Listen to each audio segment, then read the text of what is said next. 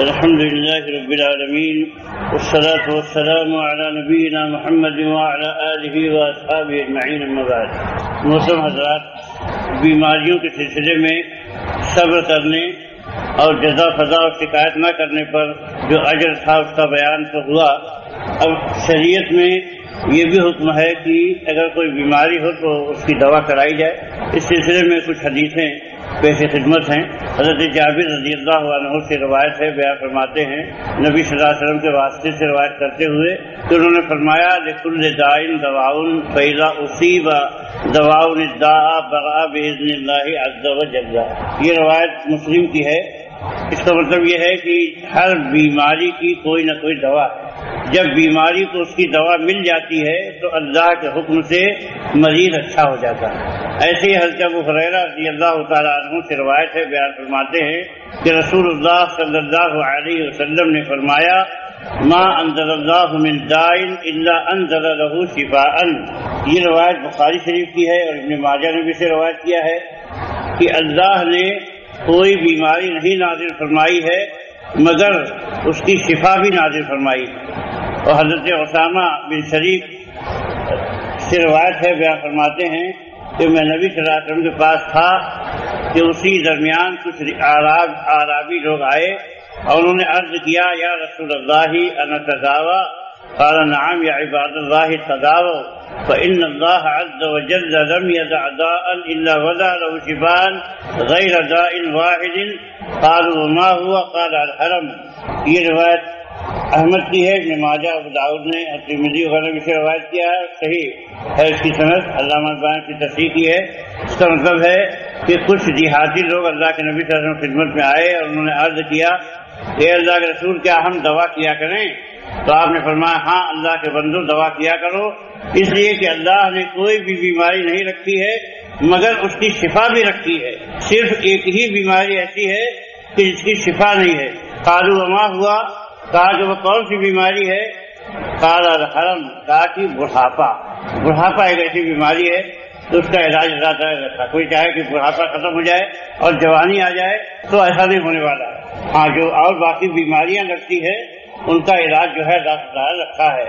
اور ایسے ہی اللہ کے نبی صلی اللہ علیہ وسلم نے فرمایا کہ ان اللہ لم ينزل داء الا انزل له شفاء علمہ من علمہ وجہلہ من جہلہ۔ یہ روایت بھی احمد ابن ماجہ کی ہے اور صحیح روایت ہے۔ علامہ البانی نے بھی اس کی تصحیح فرمائی ہے کہ یقیناً اللہ نے کوئی بیماری نہیں نازل فرمائی مگر اس کی شفا بھی نازل فرمائی ہے۔ اب جس نے اسے جانا اور جس نے نہیں جانا۔ ان احادیث سے جو بات سمجھ میں آتی ہے اور جو چیزیں مستفاد ہوتی ہیں وہ ایک تو یہ ہے کہ ان میں اسباب اور مسببات کا اس بات کیا گیا ہے کہ کچھ چیزیں سبب ہوتی ہیں اور ان کا کوئی نتیجہ بھی ہوتا ہے، اور ان لوگوں کی تردید ہے جو اسباب کا انکار کرتے ہیں۔ اور اسباب کا استعمال کرنا توکل اللہ کے منافی نہیں ہے ان لوگوں کے لیے جو اس بات کا اعتقاد رکھتے ہیں کہ اس کے ذریعہ جو چیزیں وجود میں آتی ہیں وہ سب اللہ کے حکم اور اس کی تقدیر سے ہوتی ہیں اور وہ بذات خود جو ہے فائدہ نہیں پہنچاتے اور اپنے بذات خود کامیابی نہیں ملتی ہے، بس وہ چیزیں حاصل ہوتی ہیں جو اللہ نے ان کے بارے میں مقدر کر رکھی۔ دوسری بات یہ ہے کہ ہر بیماری کی دوا ہے اور یہ اپنے عموم پر ہے، اس میں قاتل دوائیں بھی شامل ہیں اور ایسی بھی بیماریوں کی دوائیں ہیں جن کے بارے میں ماہر اطباء نے اس بات کا اعتراف کر لیا ہو کہ اس بیماری کی کوئی دوا نہیں ہے اور اس کے علاج سے عاجزی ظاہر کر دی ہو، لیکن اس کے باوجود بھی اس کی کوئی نہ کوئی دوا ہوتی ہے۔ اور ایسے ہی اس میں مریض اور طبیب دونوں کے نفس کو تقویت پہنچائی گئی ہے اور دوا کی طلب کرنے کی ترغیب دی گئی ہے اور ان کی تلاش اور جستجو کی حوصلہ افزائی کی گئی ہے، اور اس میں امید کا دروازہ کھول دیا گیا ہے کہ ریسرچ کرتے رہو، کبھی نہ کبھی اس بیماری کی دوا مل جائے گی۔ اور تیسری بات یہ ہے کہ دوا علاج کا کرنا یہ توکل کی منافی نہیں ہے، اور ایسے ہی جیسے بھوک بھی کیا ہے ایک بیماری تو ہے، لیکن بھوک کی بیماری کو ہم کیا ہے کھانا کھا کے دور کر لیتے ہیں، پیاس کی اور گرمی سردی کی بیماری یہ سب جو ہے کیا ہے اس کا علاج اجداد سے کرتے ہیں، یہ سب بھی تکلیف پہنچانے والی چیزیں ہیں، لیکن ہم اس تکلیف کو دور کرنے کے لیے ان کے اسباب کا استعمال کرتے ہیں. تو حقیقت یہ ہے کہ توحید کی تکمیل اسباب کو بروئے عمل لائے بغیر جو ہے نہیں ہو سکتی ہے. اللہ تعالیٰ نے جو اسباب پیدا کیے ہیں تو اس کے تقاضے کتنے اس کے مسببات بھی ہیں جو قدراً و شرعاً جو ہے معمول ہے، اور اس کے بارے میں جو ہے کہا گیا ہے کہ ان کا استعمال کرنا چاہیے. اور اگر اس کو مؤثر کر دیا جائے تو حقیقت یہ ہے کہ انہی سے نقص توکل میں جو ہے وہ نقص واقع ہوتا ہے، جیسا کہ امر اور حکمت میں بھی قضا وارد ہوتی ہے. اور جو ہے جو لوگ اس کی تعطیل کرنے والے ہیں جو ہے وہ یہ سمجھتے ہیں کہ ان کا ترک جو ہے زیادہ قوی ہے، حالانکہ ایسی بات نہیں ہے، یہ بالکل غلط بات ہے. اس کا ترک کرنا جو ہے عاجزی ہے اور توکل کے منافی ہے، جس کی حقیقت یہ ہے کہ دل کا اعتماد نفع حاصل کرنے میں اپنے دین اور دنیا کے بارے میں اللہ ہی پر ہو، اور جو ہے ان چیزوں کو دفع کیا جائے جو دین میں اور دنیا میں نقصان دہ ہوں، اور جو ہے اللہ تعالیٰ نے جو چیزیں نفع حاصل کرنے کے لیے دنیا میں رکھی ہیں ان کے لیے کوشش کی جائے. اور اس کے ساتھ ہی ساتھ جو ہے اسباب کا استعمال کرنا چاہیے، ورنہ اگر اسباب کا استعمال نہیں کرتا آدمی تو حکمت اور شریعت دونوں کو معطل کرنے والا ہے. اس لیے بندے کو اپنی عاجزی کو توکل نہیں ٹھہرانا چاہیے اور نہ توکل کو جو ہے عاجزی بنانا چاہیے. ایسے ہی جو ہے حافظ ابن حجر رحمۃ اللہ علیہ فرماتے ہیں کہ طب کی دو قسمیں ہیں، طب القلوب معالجتہ، دلوں کی بیماریاں اور ان کا علاج، دلوں کی طبابت، وہذہ خاصۃ مسلمۃ بما جاء بہ رسول صلی اللہ علیہ وسلم ربہ سبحانہ وتعالی. اور یہ جو ایک ایسا علاج معالجہ ہے کہ جو بالکل خاص ہے ان چیزوں کے ساتھ جو اللہ کے رسول صلی اللہ علیہ وسلم اپنے رب سبحانہ وتعالی کی طرف سے لے آئے.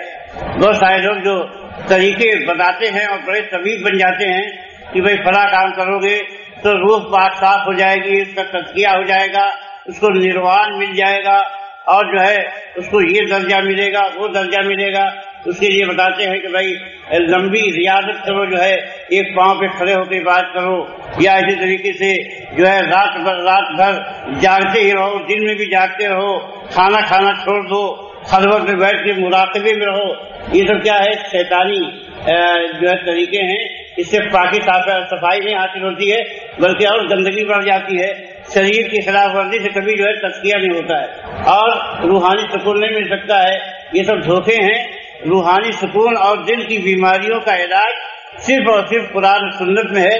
جو طریقے بتائے گئے ہیں اس کا طریقہ یہ ہے کہ سب سے پہلی بات تو یہ کہ آدمی موحد ہو، توحید پر قائم ہو. دوسری بات یہ ہے کہ اتباع سنت جو ہے کرتا ہو، نبی صلی اللہ علیہ وسلم کی سنت کے طریقے پر چلتا ہو.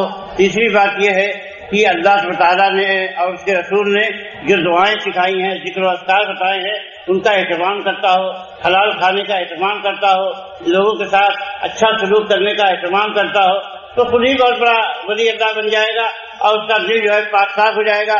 نفلی عبادتوں کی جو ہے پابندی کرتا ہو. اس طریقے سے جو ہے اس کا درجہ بڑھتا چلا جائے گا، جتنا وہ چاہے بڑھا دے، اور اس کے دلوں کا علاج ہوتا جائے گا.